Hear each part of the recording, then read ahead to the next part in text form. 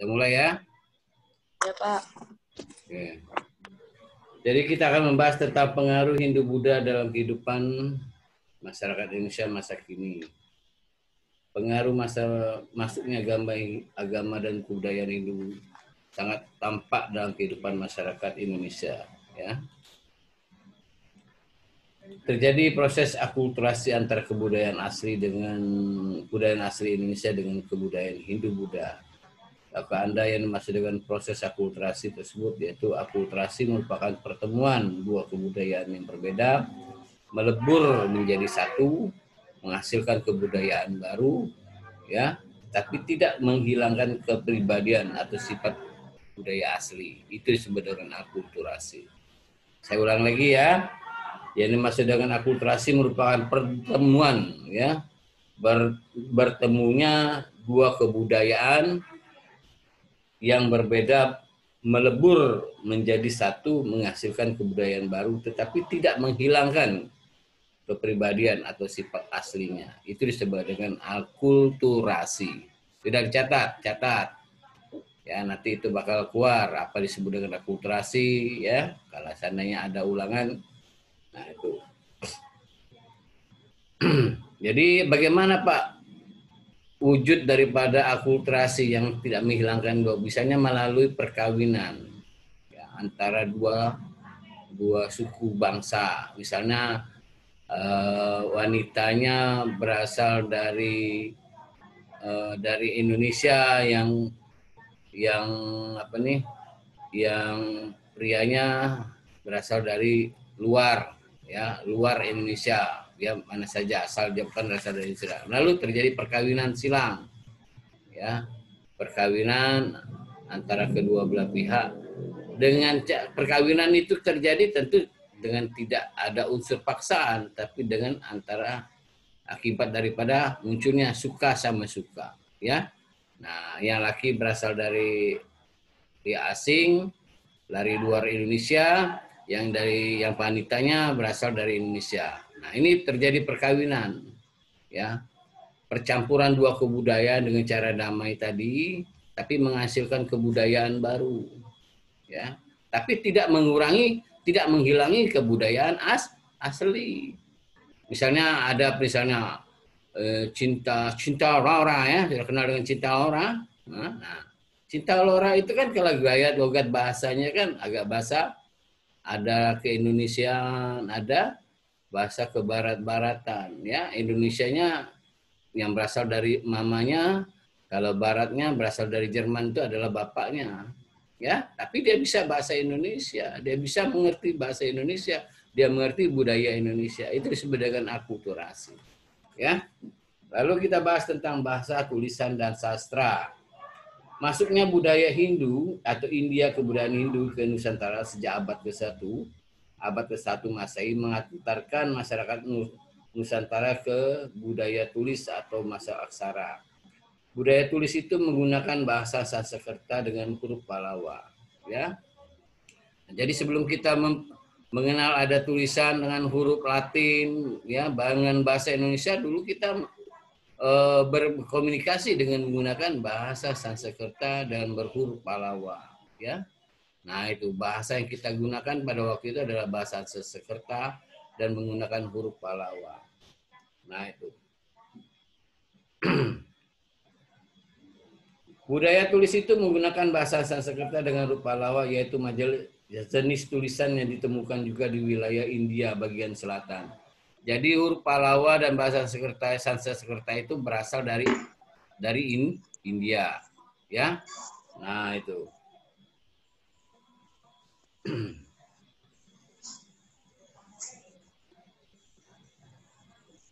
Nah, jadi huruf Pallawa dan bahasa Sanskerta itu dalam perkembangannya huruf Pallawa menjadi dasar dan huruf-huruf lain di Indonesia seperti huruf Kawi, Jawa kuno, Bali kuno, Lampung, Batak, Bugis, Makassar. Adapun bahasa Sanskerta tidak berkembang menjadi huruf Pallawa sebab bahasa Sanskerta digunakan hanya di lingkungan, ya, di lingkungan terbatas, yaitu di lingkungan istana dan oleh para brahmana dan upacara keagamaan. Bukti pertama dikenal di tulisan aksara di Nusantara yaitu penemuan tulisan di atas 7 buah yupa pada abad keempat Masehi di wilayah Kutai, Kalimantan Timur. Ya, seperti yang sudah kita bahas kemarin itu, yupa itu apa? Ada yang tahu yupa itu apa? Ayo, tunjuk tangan. Yupa itu apa? Lutfi, gimana? Lutfi, yupa itu apa? Rizka Yuliandari, bisa mendengar saya enggak? Bisa mendengar suara Bapak enggak?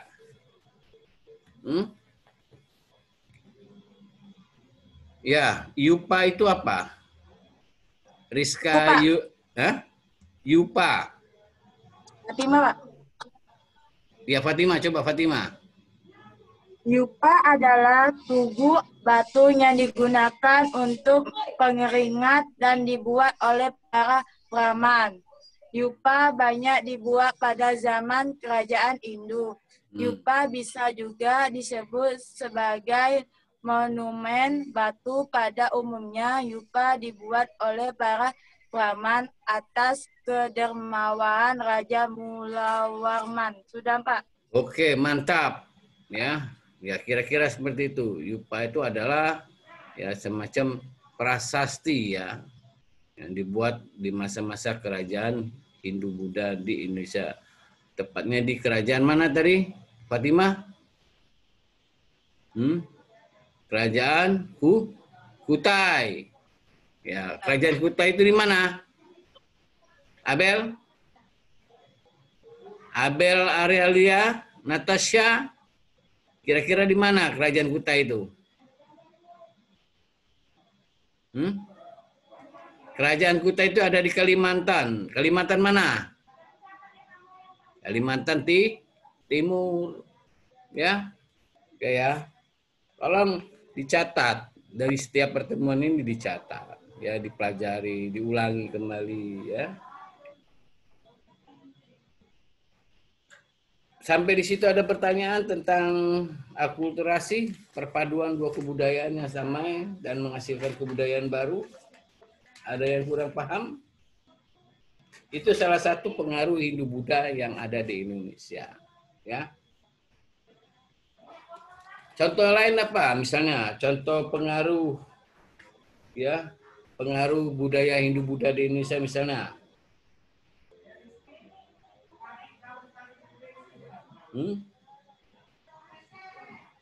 Apa? Ada yang bisa jawab? Satria Erlangga nih mana? Nggak ada gambarnya ya? Apa nggak masuk dia? Bimantara Sakti, Agus Faisal. Ada nggak orangnya? Parwati, jelas nggak dengar Bapak? Ada. Jelas, Pak. Iya. Oke. Jelas Parwati? Ini tadi materi yang Bapak sampaikan sudah jelas? Iya, Pak. Oke. Jelas, Pak. Jelas. Lutfi. Halo Lutfi. Iya, Pak. Jelas ya? Jelas. Oke. Sinyalnya hilang-hilang, Pak. Maaf, Pak. Oh ya, sinyalnya hilang-hilang ya? Iya, Pak. Ya, oke, nggak apa-apa ya. Iya. Lalu kita lanjutkan ke kitab, lakukan kegiatan ya. Dalam perkembangannya, pengenalan bahasa dan tulisan memungkinkan pujangga Nusantara melahirkan karya-karya berupa kitab. Kitab laporan tentang suatu peristiwa, kadang di dalamnya terdapat juga mitos. Pada masa Hindu-Buddha, biasa kitab ditulis di atas daun lontar. Ya, ini kita bicara tentang kitab Hindu-Buddha, bukan kitab Al-Quran yang dibuat oleh Rasulullah di zaman keislaman ya. Kita bicara tentang kitab. Nah, jadi dalam perkembangannya pengenalan bahasa dan tulisan memungkinkan pujangga Nusantara melahirkan karya-karya sastra. Ya, karya sastra bisa bertentang apa? Tentang sajak, syair, ya. Apalagi pujangga menghasilkan para pujangga. Pada masa Hindu-Buddha biasa hidup ditulis di atas daun lontar ya. Zaman dulu orang menulis sesuatu ya, syair-syair yang indah itu di atas daun lontar, bukan di atas pulpen atau di atas kertas, karena pada waktu itu belum ada mengenal tulisan, ya belum mengenal istilahnya kertas, tapi melalui daun-daun ya. Daun apa itu? Daun lontar ya. Kita bahas tentang politik dan sistem pemerintahan ya. Kita akan membahas tentang sistem politik dan pemerintahan. Sebelum masuknya pengaruh Hindu-Buddha di Indonesia, sistem pemerintahan yang dianut di Indonesia yaitu sistem pemerintahan desa ya, yang dipimpin oleh seorang kepala suku ya. Jadi sebelum ada istilah raja, presiden zaman sekarang ini ya, atau gubernur, zaman dahulu tuh sistem pemerintahannya yang dianut di Indonesia itu sistem pemerintahan desa. Karena memang jumlah penduduk pada waktu itu tidak sebesar zaman sekarang. Itu ditinjau dari politik dan sistem pemerintahan. Ya. Nah, siapa kepala desanya kalau zaman sekarang, zaman itu? Disebut apa istilahnya? Apa istilah kepala desa di zaman itu? Kepala suku. Ya, kepala suku. Yang dipimpin oleh seorang kepala suku yang dipilih ya, berdiri berdasarkan kekuatan dan kelebihannya ya. Jadi kepala suku itu bukan mudah, untuk menjadi kepala suku itu bukan mudah karena dia punya kelebihan dan keunggulan daripada manusia-manusia yang lain. Dia ahli dalam ilmu bela diri, dia punya kelebihan ya, dia punya ya kemampuan yang lebih daripada masyarakat rata-rata ya. Nah, itu dia nak jadi kepala suku ya. Kalau manusia biasa-biasa saja ya masyarakatnya tentu tidak menginginkan seperti itu. Jadi untuk menjadi kepala pemimpin itu harus punya kelebihan ya. Kalau sekarang apa? Selain cakap, peduli terhadap masyarakat, dia harus punya duit. Dia harus punya pendukung yang banyak. Siapa nak dukung zaman sekarang ini harus banyak duit. Ya. Nah, itu zaman, padahal sebetulnya tidak seperti itu. Jadi seorang pemimpin yang baik dan masyarakat yang baik juga, antara pemimpin dan masyarakat yang baik juga harus balance. Artinya setiap seseorang untuk menjadi seorang pemimpin itu tidak harus selalu mempunyai duit yang banyak. Ya, tapi dia harus mempunyai tanggung jawab, mempunyai kemampuan memegang tanggung jawab yang besar terhadap amanah yang dipegangnya. Mengerti ya terhadap amanah dan tanggung jawabnya. Itu ya. Sampai di sini ada pertanyaan? Tidak ada, Pak. Oke, kita lanjutkan sedikit lagi. Dengan masuknya pengaruh Hindu muncul konsep dewa raja ya. Konsep dewa raja yaitu pemimpin tertinggi dalam sebuah kelompok, yaitu seorang raja yang diyakini sebagai titisan atau reinkarnasi dewa ya. Titisan itu seperti apa? Wah, ini titisan ini seperti raja, seperti dewa ya. Jadi dia itu adalah manusia biasa tapi dia memiliki kekuatan yang sangat luar biasa, di luar melebihi daripada kelebihan daripada manusia-manusia rata-rata umumnya ya. Nah, itu. Jadi seorang raja itu harus punya kelebihan. Kesatria, pandai bela diri, cakap, mampu, mempunyai ilmu yang tinggi, kesaktiannya, kedikjayaannya luar biasa ya.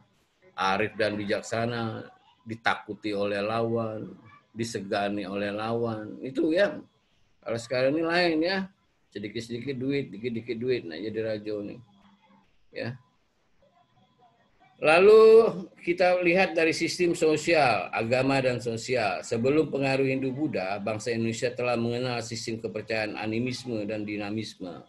Ya. Zaman sebelum masuknya Hindu-Buddha ke Indonesia, masyarakat Indonesia sebetulnya sudah punya keyakinan.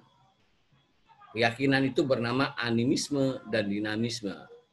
Ya, jadi kalau kata orang wah ini sebelum Islam atau Hindu Buddha masuk ke Indonesia, orang Indonesia Sudah punya agama nggak pada waktu itu? Ya sudah punya. Ya, apa nama agama apa nih keyakinan? Yaitu animisme dan dinamisme. Ya, animisme dan dinamisme itu meyakini atas kekuatan-kekuatan gaib. Ya. Nah, kekuatan-kekuatan gaib sudah tuh adanya misalnya kalau ada batu, ya, ada orang misalnya Pak Kaab ini punya cincin, awas di cincin ini hati-hati, Pak Kaab tuh cincinnya berpengaruh. Ya, siapa kena raih cincin itu pacak nangru, ya. Nangru itu apa? Kena centang muka pacak biru. Nah, itu nangru, ya. Kati isinya batu. Ya, kalau uang dulu apa? Kalau betino hati-hati ya. Kalau Pak Kaab itu siapa yang galak jingo-jingo Pak Kaab ya disantetnya pacak kaget kamu tegilo-gilo. Nah itu ya. Ya. Kalau dia tegilo-gilo dengan aku, udah memang dia sudah gilo mungkin. Ya enggak? Nah itu ya. Nah jadi itulah anaknya itu yang disebut animisme dan dinamisme. Ya. Sampai di sini ada pertanyaan? Parwati ada pertanyaan? Ada yang kurang jelas? Udah jelas, Pak. Jelas ya. Nian, jelas nian apa? Apa nih jelas ke? Parwati. Rizka?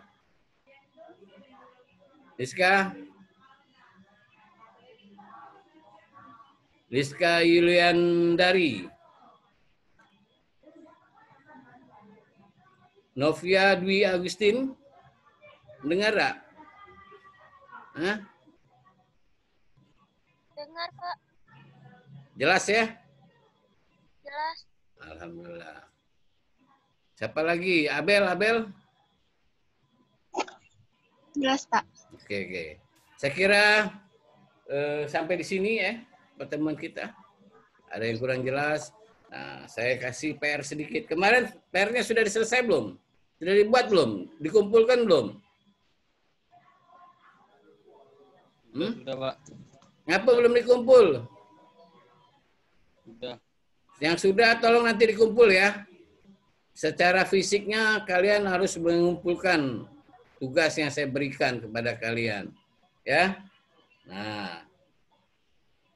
Berapa soal kemarin? Ada 4 ya?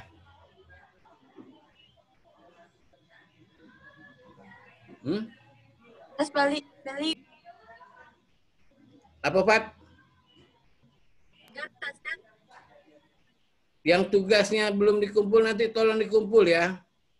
Pada hari ini, misalnya hari ini hari Kamis, depan kalian saya minta semua tugasnya sudah dikumpul. Ya. Soal yang kemarin Bapak berikan itu semuanya kalian sudah isi ya. Kalian kumpul. Ya beri nama dan kelasnya masing-masing. Saya kira itu saja ya. Saya akhiri pertemuan kita pada siang menjelang sore ini. Mudah-mudahan apa yang saya sampaikan dapat kalian pahami, kalian ngerti, dan dapat bermanfaat. Dan kalian ulang lagi seperti biasa. Terima kasih. Assalamualaikum warahmatullahi wabarakatuh. Waalaikumsalam warahmatullahi wabarakatuh.